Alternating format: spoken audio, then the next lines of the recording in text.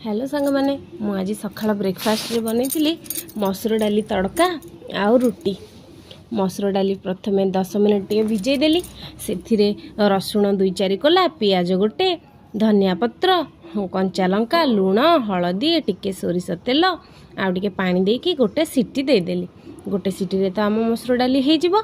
तापरे आम छुंक पाई रेडी करवा। छुंक पाई कटा अदा कटा रसुण पियाज कटा कंचा लंका आउ टिके लंका गुंड ताकू सब आम रेडी करी रखिबा।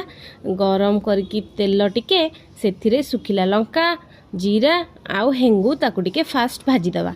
टिके हेई गले तापरे कंचा लंका पकेवा। कंचा लंका हेई गला परे सेथिरे कटा अदा आउ कटा रसुण प्रथमे पकेवा। अदा आउ रसुण हेई गला परे तापरे आमे पियाज दवा। पियाज भलरे भाजी हे नाली हे गले गैस बंद करके आमे सुखिला लंका गुंड टिके पकई दबा। तापरे आमे सिझेइथिबा डाली को जोगाड़ी की सेथिरे धनिया पत्र पकई गरम गरम सर्व कर दबा मसूर डाली तड़का। आपण माने भी घरे बने की देखंतु।